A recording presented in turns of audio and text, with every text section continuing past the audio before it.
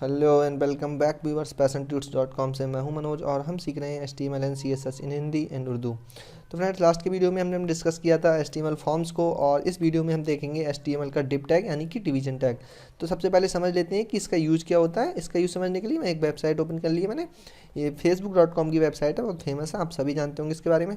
तो इस वेबसाइट में आप देखेंगे कि डिफरेंट सेक्शन बने हुए हैं।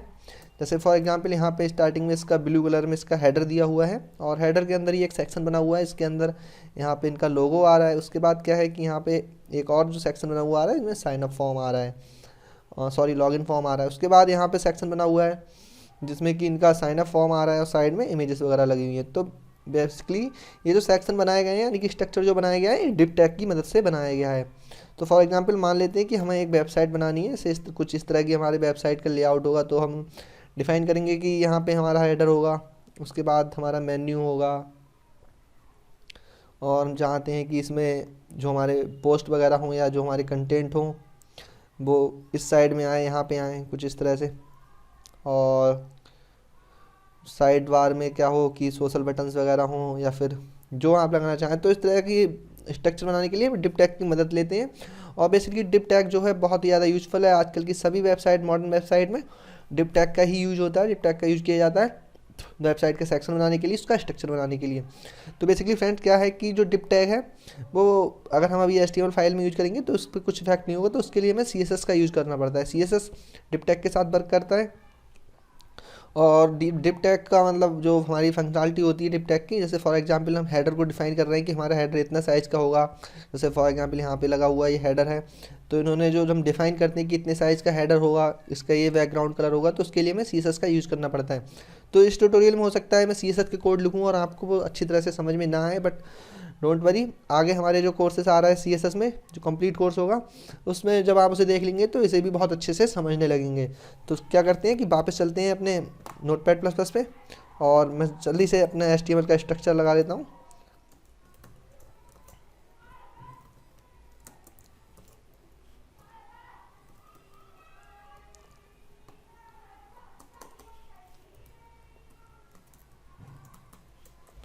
और बिटवीन हेड टैग ये मैंने टाइटल ले लिया और यहाँ टाइटल क्लियर टाइटल दे देता हूँ मैं इसका HTML डिव टैग। और यहाँ मैं बॉडी को स्टार्ट कर लेता हूँ और बिटवीन HTML टैग मैं यहाँ बॉडी को क्लोज कर लेता हूँ और सिंपली यहाँ HTML को क्लोज कर देते हैं। तो आप सभी जानते हैं कि हमारे HTML का स्ट्रक्चर है। तो इस फाइल को मैं सेव कर लेता हूँ। फाइल में जाके मैं सेव पे क्लिक करता हूँ और इसी फोल्डर में सेव कर लेता हूँ इसे HTML div.html। तो ये हमारी फाइल सेव हो गई। वापस आता हूँ, इसे ओपन भी कर लेता हूँ अपने ब्राउज़र में और यहाँ पे हमारी फाइल है HTML div। तो अभी यहाँ पे आप देख सकते हैं कि इसका टाइटल लिख के आ रहा है, बाकी का एरिया जो है ब्लैंक आ रहा है, यानी कि हमने अभी इसकी बॉडी में कोई वर्क नहीं किया है। तो अभी मैं क्या चाहता हूँ कि मैं इस पेज में एक हेडर बनाऊँ, कुछ इस साइज़ का हेडर होगा मेरा और मैं उसका बैकग्राउंड का कलर भी डिफाइन करूँगी। बैकग्राउंड का कलर क्या होगा, तो उसे हम बनाएंगे डिव टैग की मदद से। आइए देख लेते हैं कैसे। तो क्या है कि डिव टैग भी एक पेयर टैग है, तो हमें इस तरह से कुछ लिखना होता है डिव, और डिव टैग को क्लोज भी करना होता है कुछ इस तरह से। और एक डिव टैग के अंदर कितने भी डिव टैग हो सकते हैं जिन्हें हम इनर डिव कहते हैं। फॉर एग्जांपल डिव के अंदर डिव टैग हो सकते हैं, दूसरा डिव हो सकता है। इसी तरह से कितने भी डिव बना सकते हैं हम डिव टैग के अंदर ही। तो क्या होता है कि डिव टैग के लिए हमें एक इसकी जो एक एट्रीब्यूट होता है ID, जो बेसिकली CSS में यूज होता है किसी भी स्पेसिफिक कंटेंट यानी एलिमेंट को, जैसे डिव हो गया, टेबल हो गई, उसको टारगेट करने के लिए CSS के थ्रू। तो इसे आप ID के एट्रीब्यूट से कोई एक ID असाइन कर दें। मैं इसको ID दे देता हूँ हेड। इस तरह से कुछ ID असाइन होगी और इसके बीच में हम एक डेमोस्ट्रेशन के लिए पैराग्राफ ले लेते हैं और लिख देते हैं दिस इज आवर हेडर। मैं जस्ट यहाँ पैराग्राफ टैग को क्लोज कर देता हूँ, Ctrl+S से सेव करता हूँ। वापस आते हैं अपने ब्राउज़र पर, रिफ्रेश करके देखते हैं। तो अभी आप देख रहे हैं कि यहाँ कोई बॉक्स बन के नहीं आया, जस्ट एक पैराग्राफ लिख के आ गया जो कि मैंने डिव टैग के अंदर लिखा था। तो अभी हमें इसमें CSS का वर्क करना होगा। तो CSS बेसिकली अभी आप अगर नहीं समझ पा रहे हैं तो कोई बात नहीं है, आगे के वीडियोज़ देखते रहिए, आप समझने लगेंगे। फिलहाल के लिए मैं यहाँ पे यूज़ करता हूँ CSS का। तो CSS type style type equal to text slash CSS, और मैं यहाँ स्टाइल टैग को क्लोज कर देता हूँ। अब आप यहाँ पे याद रखें, जो आप ये स्टाइलिंग लिख रहे हैं ये हेड टैग के अंदर ही लिखेंगे, क्योंकि मैं चाहता हूँ कि जो मेरी CSS के कोड हो वो पेज पे शो नहीं हो, बट मेरे जो वर्क है CSS का, जैसे मुझे हेडर का कलर वगैरह डिफाइन करना है तो वो वर्क करे, इसलिए मैं इसे हेडर में लिखूँगा। तो देखिए मैंने आईडी दी है, तो आईडी को कैसे टारगेट करते हैं, हैश का साइन लेते हैं, उसके बाद जो आईडी दी होती है वो लिखते हैं, और करली ब्रेसेस के अंदर उसकी हम प्रॉपर्टीज़ को डिफाइन करते हैं। तो प्रॉपर्टीज़ में क्या होगा, सबसे पहले मैं इसकी हाइट कर देता हूँ, मैं इसकी 130 पिक्सल्स में वैल्यू दे रहा हूँ अभी, और इसकी जो विड्थ दे रहा हूँ, विड्थ दे देता हूँ मैं इसकी 100%। 100% मतलब है कि मेरा पेज का पूरा एरिया ले ले लेफ़्ट टू राइट। और इसका मैं जो है बैकग्राउंड कलर दे देता हूँ मैं टील, एक कलर होता है, और कलर दे देता हूँ। कलर बेसिकली यूज़ करते हैं उसके अंदर कंटेंट के लिए, जो हाँ अभी फ़िलहाल के लिए यहाँ पैराग्राफ दिया हुआ, कलर में कर देता हूँ वाइट, और बॉर्डर कर देते हैं हम 1px solid 1 pixel solid black दे देते हैं, और मैं इसको कंट्रोल S से सेव करता हूँ और वापस आता हूँ अपने वेब पेज पे। तो अभी आप देखेंगे यहाँ पे चेंजेस, यहाँ पे एक हेडर बन के आ गया है हमारा वेबसाइट का, और उसके अंदर ही क्या हुआ है कि जो हमारा पैराग्राफ है वो आ गया है। तो अभी आप एक डिप टैग के अंदर भी दूसरे डिप टैग बना सकते हैं, कैसे देख लेते हैं उसे भी।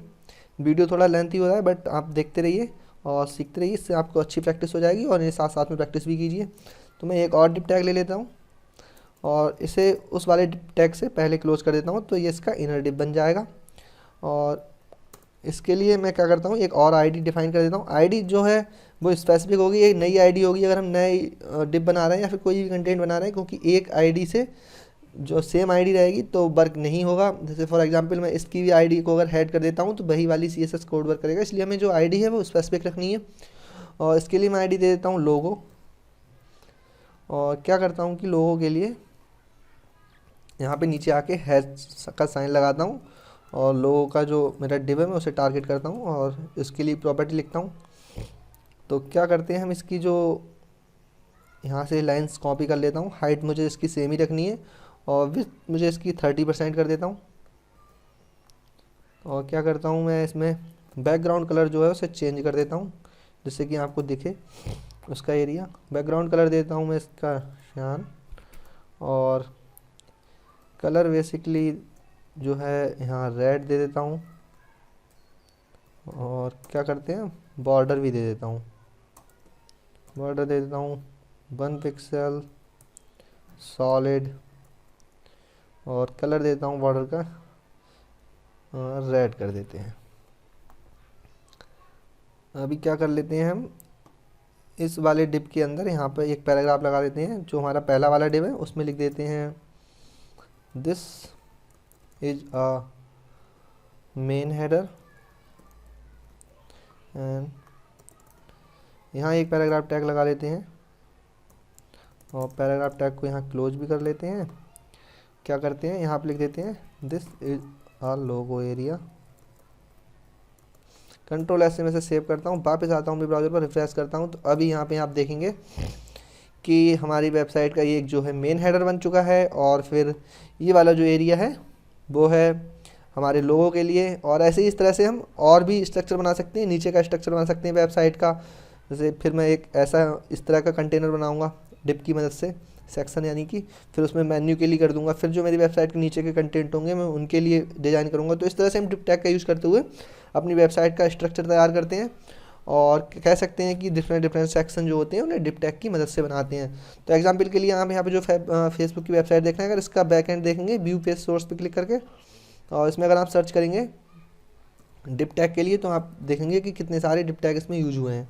यहाँ पे देखिए 176 रिजल्ट शो हो रहे हैं जहाँ पे डिप टैग का, हाँ डिप टैग है इस पेज में। तो इस वेबसाइट का स्ट्रक्चर भी डिप टैग की मदद से ही बनाया हुआ है, और मोस्टली जितनी मॉडर्न वेबसाइट है सबका स्ट्रक्चर डिप टैग की मदद से ही बनता है। एक बार फिर आपको बताना चाहूँगा, आपके लिए अगर जो CSS के कोड नहीं समझ में आ रहे हैं ये वाले, तो परेशान मत होइए, आगे जो CSS के कोर्स आ रहे हैं उनमें सारी प्रॉपर्टीज़ को बहुत अच्छे से डिफाइन किया जाएगा कि कैसे CSS का यूज़ होता है। ये बस डेमोस्ट्रेशन के लिए था, क्योंकि अगर सिंपली मैं डिप टैग को एक्सप्लेन करता तो उससे कुछ इफेक्ट नहीं पड़ता है वेब पेज पे, और आपको उसके बारे में पता नहीं लग पाता।